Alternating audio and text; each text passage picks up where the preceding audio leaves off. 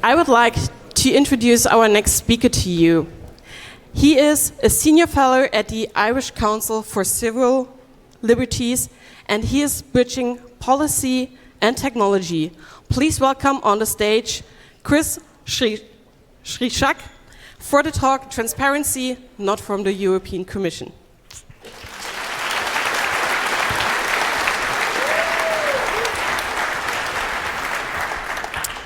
Thank you. So, transparency not from the European Commission. Before that, that's me. I think I still look pretty similar.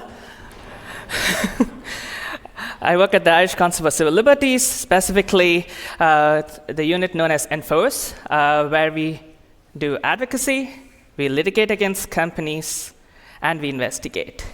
But why should you care about transparency and European Commission? Well, if you live in the European Union, you probably have heard of this term treaties. You haven't heard of Constitution of the European Union, but you may have heard about this term called treaties. The treaties are what lay out how the European Union functions. And in particular, it's the European Commission who's responsible to ensure how the treaties are applied. You might have heard a lot about regulations. Only the Commission can propose EU laws. And the Commission is just one part of the European Union, right? It's an executive body, not elected by any of you here, whether you're living here or not. That would be the European Parliament, not part of different member state governments, because that would be then form of the Council, so European Union Council. Only the European Commission can propose EU laws. With that in mind, we want to know, well, how can we hold them accountable, right? It's an executive body, not elected by anyone, but still needs to be held accountable. Actually, if you look at the treaties, it's already mentioned. Some of the elements are already there.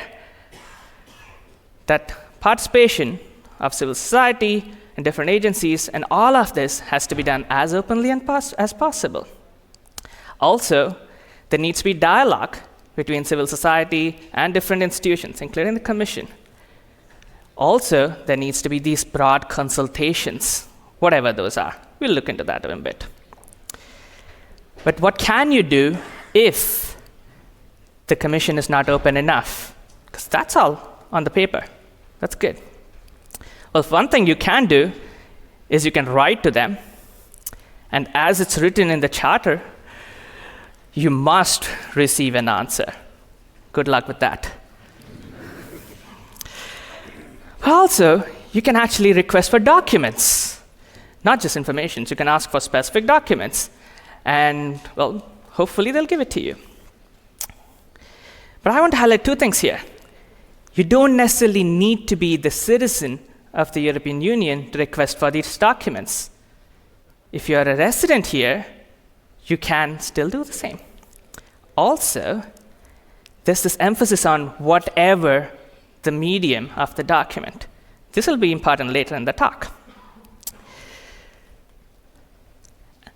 If you have these documents and you don't get it, well, you have one option, which is to go to the European Ombudsman, who again can look into the issue, and if there's a real case of maladministration, they will call them out. Now, the Ombudsman can only make non-binding decisions. If you want binding decisions, you go to the court, if you have the money. So transparency is a means for public accountability.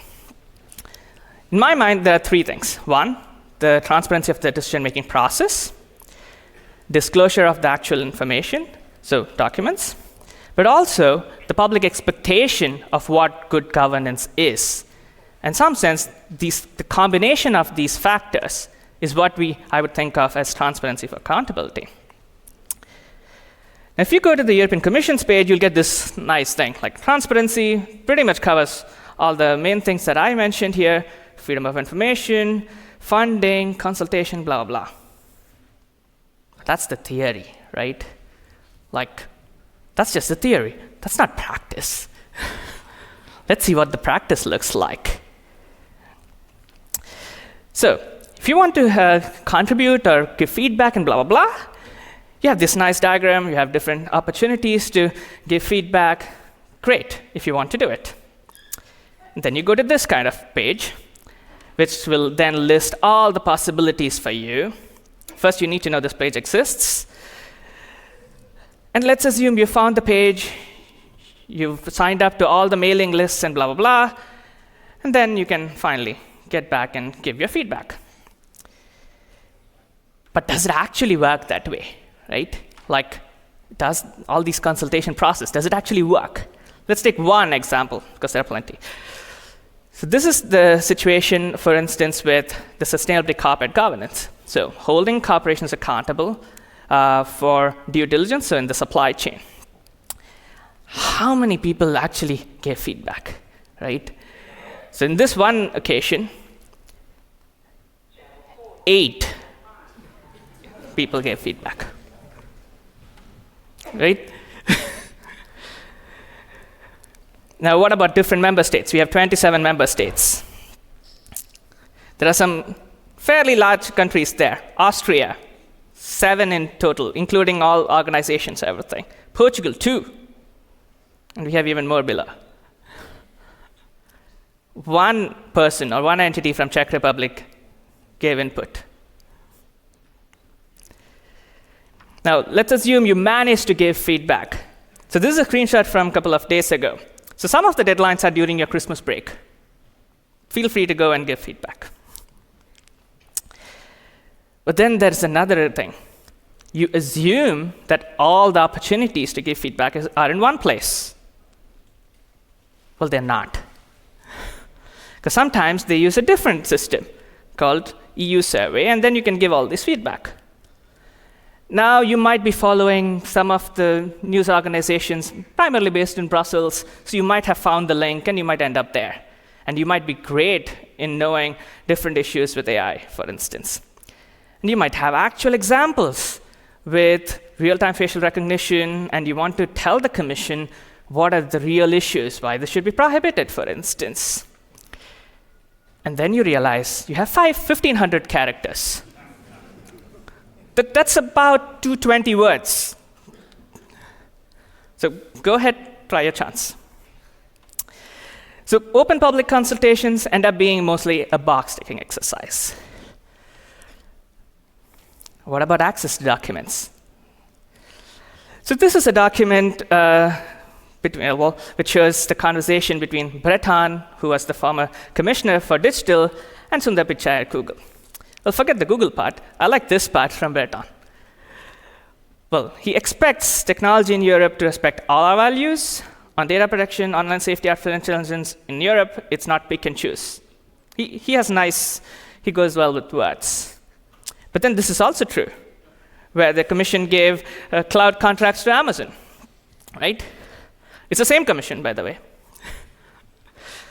And then there is also investigation into the same company. So Microsoft and Amazon into the same case.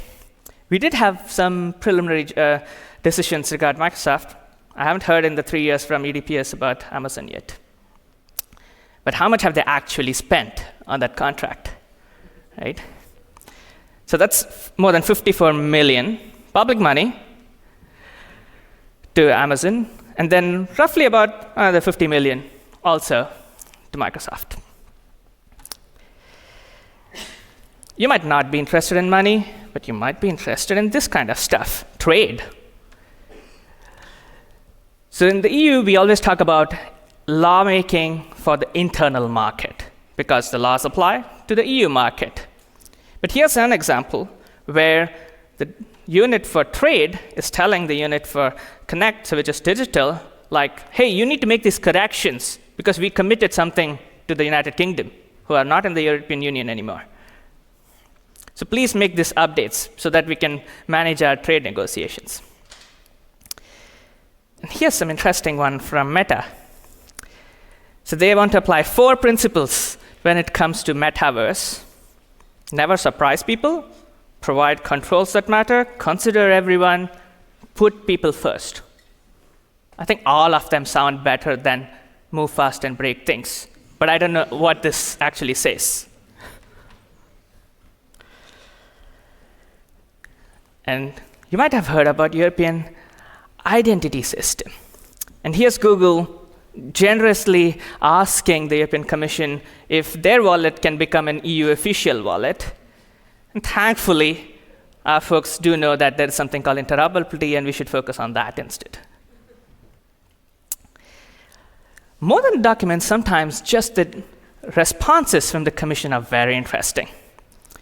So this is one case where 2 documents, they listed out and would not give it because just disclosing it would deter the Commission from expressing its opinions, even their internal discussions.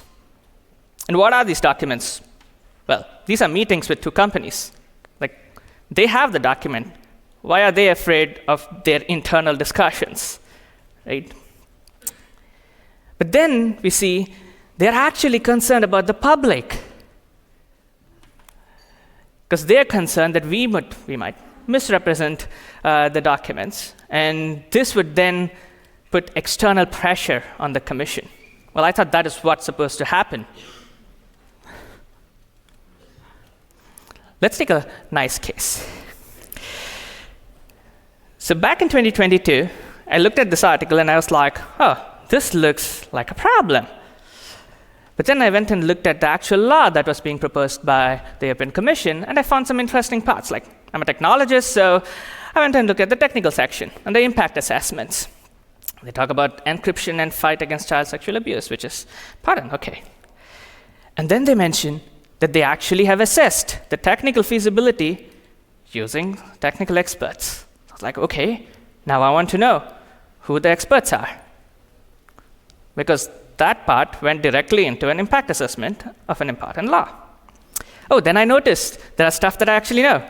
Secure multi-party computation and homomorphic encryption and stuff. Okay, great. I can ask them for the documents so that I can look deep into it. I mean, at the same time, there were a lot of works that were showing that, well, there are big problems with these kind of proposals. So, well, which experts did they actually speak to then? Oof. So, well, simple question. What reference docs did you use to develop this? And tell me who the experts were. Well, they gave me back pretty much the same as what is in the impact assessment, just an old dated one. 2-year-old document, pretty much the same. I was like, okay, they kind of just rejected my request. Well, I tried hard, so I was like, okay, backup option, go to the European Ombudsman. Because, well, in the rules of procedure of this expert committee, it says all the organization names and the member names, blah, blah, blah, should be made public. Problem was, not even the meeting was listed anywhere. Like, the only reason I knew when the meeting happened was because this document told me it happened in March or in April. Okay, in 2020. Like, okay, it's not even listed. Great. Okay, Ombudsman does their job, and it took a long time for them to get a meeting with the Commission, and then they sent me a report. It has even more interesting stuff. Apparently, I'm a special case. Only my complaint was delayed. I was like, should I feel special? No, okay, no. So I went online. I was like, oh, wait, Felix Reda also asked about the same topic, so it went to the same unit. And hey, that one was also delayed. So it can't be special. They're just lying to me. Actually, they're lying to the Ombudsman.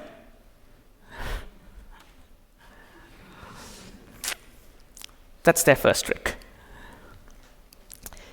But there's more. The experts come from the companies themselves. So I was like, wait, I was thinking about academics. Okay. So which companies? Probably. Okay, 3 I suspect. Maybe more, but at least 3.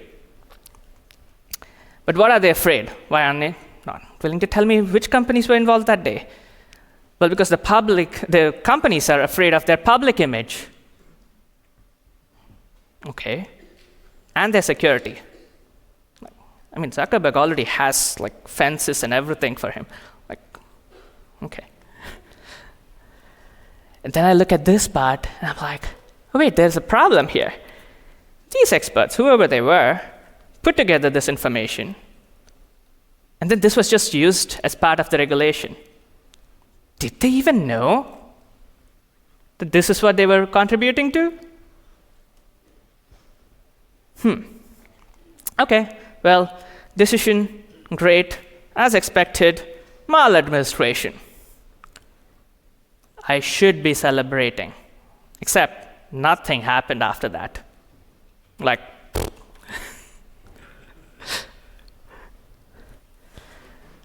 but then there are leaks. So like, okay, well, we got the document anyway, not through the sources we wanted to. And here's the list, and I was like, okay, well, Netspolitic published it. Let's go and look at some of the things. Okay, it's all Microsoft, then a lot of Google's, and then there's Thorn. Oh, interesting, and they're marked as NGO. Okay.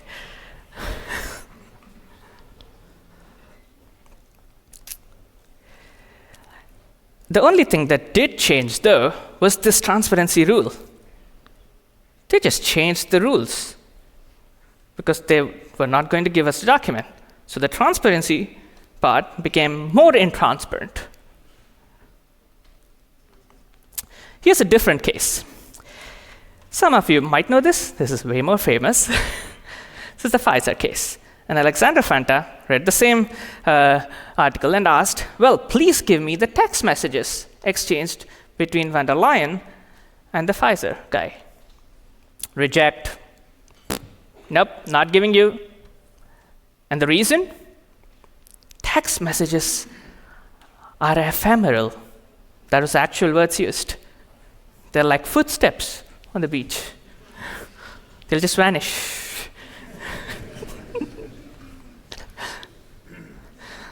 Well, and they say, well, because it's ephemeral, well, it's not meant to contain any important information, except 1.8 billion vaccine doses were decided there. And so it's exempt from public access. Like me, well, you just have to go and look at the definition then. It says clearly, whatever its medium, like, does it say anywhere like text messages are not counted as a document? Well, the Ombudsman was like, well, I don't think there's any issue about SMSs not being documents, because they are. Well, so Ombudsman agrees, and she's even better with words. In the recent review, she is like, well, the medium doesn't matter. It's the message. Any social scientists here? You should be reminded of this one from Marshall McLuhan from about 60 years ago. I think he touched it very nicely. The medium is the message here. If that conversation was over email, then it would have just been automatically treated as a document. The fact that it was an SMS, it was treated as, oh, it's not a document, we don't have to give it to anyone. But then the usual tactic 2. Stonewalling. Keep asking the commission, they'll be like, meh. We keep asking, we're not going to do anything. Fortunately for us, the New York Times decided, well, we can't do much with non-binding decisions, so we'll take them to court. We should hear back in a couple of months, I think, about the decision. Expect delays. Regular. So normally, with access documents, this is the timeline, like a 15-day deadline to respond and 30 days in exceptional cases. And then there's a round 2 if you want to ask them, well, please check again. And they're called confirmatory requests. But the exception is the now. Like, I can't think of ever getting a document in 15 days. If I think about delays, I think about Deutsche Bahn.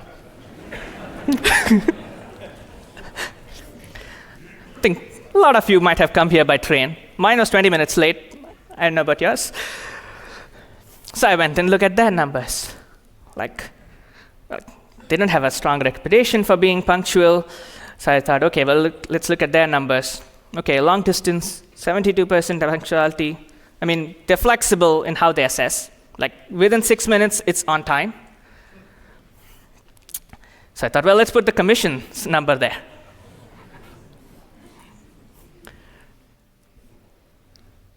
So their response time for punctuality for confirmatory applications is 14%. Like, I think you'll stop complaining about Deutsche Bahn. And I've been flexible just like with Deutsche Bahn. Like, only counted the 30-day part, not the 15 days, because then we might be down to single digits. These are nice numbers.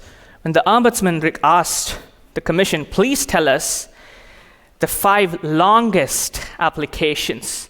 So how much long did you take, the maximum length, to just respond? It wasn't minutes, because that would be Deutsche Bahn. It was days, right?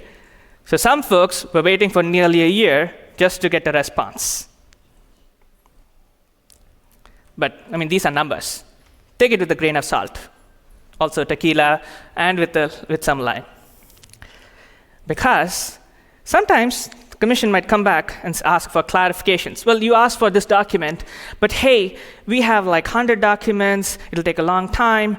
Please tell us which of these documents you want. And often that question will come in on the deadline day. And then the clock resets. So those 15 days are wiped out. And they'll say, well, we'll restart the clock on day 0 when you respond again. So this was the theory. And this is the practice. Thank you.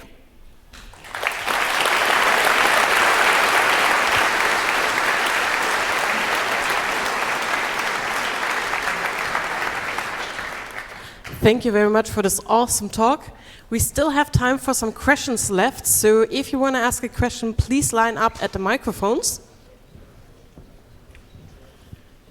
So, what was the longest time that you had to wait for a document? Couple of months, because I know some of the tricks. Okay. You should tell them afterwards. We have a question on that microphone, please. Yeah, first of all, thank you for the really wonderful presentation, but I would like to get practical, let's say. What is the model to overcome these problems? Because like we can pursue a Swedish model, so each public servant has his own diary where he writes everything, he publishes it, but then reality could be easily, changed. Or I think you know better than me how difficult it is to pursue a transparency legislation and a lobbying regulation. How can we do that? And how would you reply to many EU scholars in social studies, political science, law, etc., that says that the democratic awkwardness of the European Union, so the fact that the European Union is not that transparent, is what gives it output legitimacy. So what makes the EU able to react in the act in the long term, because that's something that scholarship argues. How would you suggest the regulation, and how would you reply to these concerns of many scholars? So on the first part, if I understood correctly, what you're asking is, there's the aspect of a lot of work intended to be made transparent, and there's aspect of a lot of work intended not to be made transparent, and these together combine in a way where in the long term it appears that it gives greater legitimacy to the European Union in some way or other. Right? I'm not completely sure, right? Because in some cases the problem is not whether they're giving the documents or not, but rather why they're not giving the documents, because they already are in possession of them, right? And some of the examples I gave are not about things like actual exceptions that is already embedded in the law.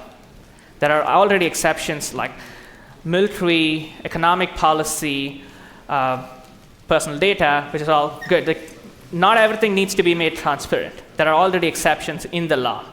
The question is whether the Commission is actually using those exceptions honestly, right?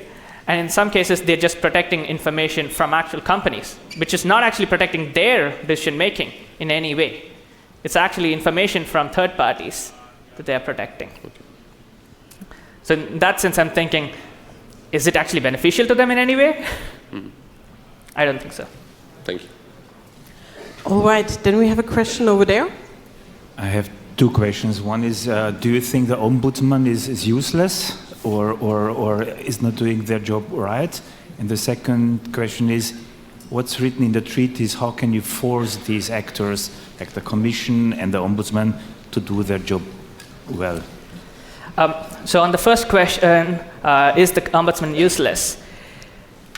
The ombudsman has strong powers, except it's non-binding, which means that an ombudsman can take a decision and then it's up to the recipient, in this case the European Commission, whether or not to act. As opposed to, if it was a court decision, which is binding, the Commission just has to act, right? So that's the difference. On the second part, how do you hold them accountable with the treaties? Two things. One, put pressure in if you can. The second thing, use the legal tool, litigation. So if the Commission, Ombudsman, whoever is not doing the job, you can actually litigate against them, right? In some cases, actually, you don't need to litigate. Sometimes you just have to ask well, put external pressure. So we had a case, which was not an access document, but with respect to monitoring of the implementation of GDPR. I work for an Irish organization. And the Irish Data Protection Commission has for a long time dragged its feet with respect to how it's doing its job. And the Commission's duty is to actually make sure that the law is implemented, which means it needs to have the numbers. So we kept asking, and they kept pointing to a database from the 1980s, and we were like, that doesn't work. Even the European Data Protection Board says that's not the right thing to check. Multiple letters, 1.5 years, I think. And then the Ombudsman puts pressure on the Commission, and things did change to an extent. Now, it's not a full solution yet, but it takes a long time. And it'll be the same thing with litigations. But the problem with litigations is you need money. How much?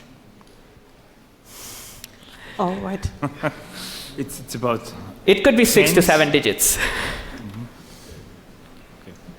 Then we take the next question over there, please. Yeah, so in Germany we have the option to go for an inaction lawsuit after 3 months of inactivity. Is there something similar for that on the European side? You can. So I said I know the tricks, which basically means that there are parts in the law which says if you don't get a response within 15 days and you don't get an explanation why there is or if there is an extension, you can automatically ask for a confirmatory application. And then again, if the same thing happens, you automatically go to the Ombudsman, right? So if you don't hear anything for 30 days, you can directly go to the, by that time you can already start going to the Ombudsman, right? So that's a possibility. And the same thing, you can also go to the court. So the Ombudsman route and the court route are kind of in parallel. You don't have to do one or the other, you can do both. But with the Ombudsman, you have more time. With the court, there is a restriction on how soon you need to go to the court. So that option is there. Okay, because you just explained that the Ombudsman, he can say something, but no one has to take action. Yep. Yeah. I mean, I have to say, the outgoing Ombudsman, Emery O'Reilly, has been fantastic. So. All right, then we have one more question over there, please. So my question, first of all, thank you very much for that amazing talk. My question is, have you seen a difference depending on the topic you're asking for? Like other topics that are getting answered very good and very fast, and other topics that take a very long time and that are very hard to come by? So with the child sexual abuse regulation, I think pretty much everyone I have asked who asked for documents had a long struggle. So that is one clear example. In some cases, the struggle is because the Commission thinks it's very political and wants to keep documents to itself and wants to find ways around it. So that happened with that. Trade is another. If you ask for trade documents, you're going to struggle. Surveillance. I remember asking once for CCTV documentation, and they said, well, that's a national security issue. I'm like, I can see the manufacturer. Like, what is easy? I think it's more with respect to whether the issue is political or not, because I think the Commission often treats it differently, and if it's from the top. It's not the actual civil servants who are doing the job. It's coming from the top. And actually, Emily O'Reilly recently gave an interview, and she was basically flat out like, well, see, if you have the commissioner like van der Leyen, who turns everything into political, you're going to struggle to actually get any transparency out of that commission. All right, thank you. There's another question over there, please. You mentioned the ombudsman, but what about other supervising institutions like European data protection supervisor? Because as I understand, they were taking an eye on at least 2 cases you mentioned on the slides, like child abuse and giving away documents to Microsoft, basically, and they do appear to working faster and like having more direct action to access to Commission. So the Ombudsman has a fairly broader purview of things. The EDPS, European Data Protection Supervisor, is the supervisor for data protection for EU institutions, which includes the European Commission. So when it comes to data protection, then yes, they have a role. With the Microsoft thing, they did reprimand the Commission, and it's an ongoing issue currently.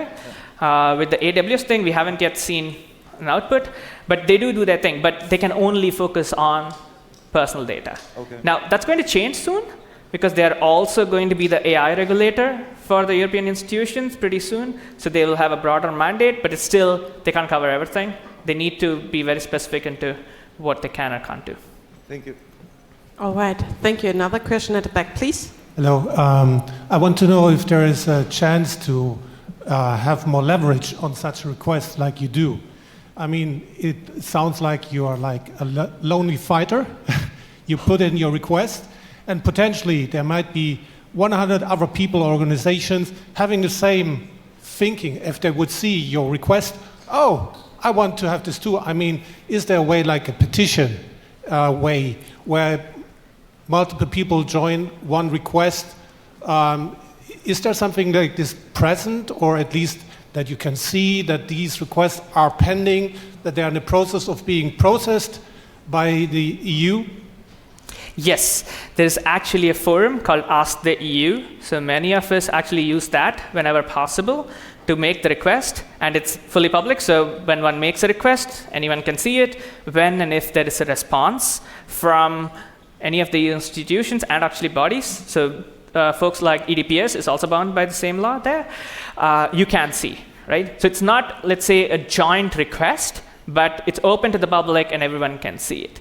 And I'm definitely not a lonely warrior. There are plenty of journalists in the EU who are working much, much harder on these issues, and some of them do work quite closely with each other, sharing tips on what to do, also sharing things like what the case laws are, because often you have to actually argue against the explanations from the EU institution based on existing case laws. And not everyone would be on top of existing case laws. Yeah, but sometimes, you know, there's the issue of parallelism. I mean, if like 50 organizations do rather the same thing, then the Commission can even more hide and say, oh, I'm swamped, I'm sorry. And there's the wording a little slightly different, despite it's about the same topic, and then it gets like a little bit wishy-washy. Yeah, so the Ask the EU forum is great in that, because you would immediately see someone else has asked. And also the responses then are public. So if a document comes through, you have access to the same document as everyone else, because, as I said, it's public access to documents. So once they release, it's freely accessible to everyone. Yeah, it's just thinking to have this pressure more concentrated, and not that it gets diluted by these maybe parallel things, and the sense that it's just one guy. Yeah. We can talk offline. All right, then one last question from my side. What can we all do to make some pressure on the lawmakers at the European Commission? Ask for more data, but also one of the elements of the EU setup is that, for instance, the European Parliament is also responsible to hold the Commission responsible. So you voted for your parliamentarians, and they are responsible to hold the Commission responsible as well. And in some ways, they are more stronger than the Ombudsman. In other ways, they are not. So ask your parliamentarians. There are plenty of good MEPs out there who would take it up. So that's one option you do have. I mean, you can go the official way, ask questions directly to the EU institutions, including the Parliament, by the way. But also, you can ask your parliamentarians to take up your issue. Then thank you very much for this awesome presentation. Please give a huge round of applause. Good.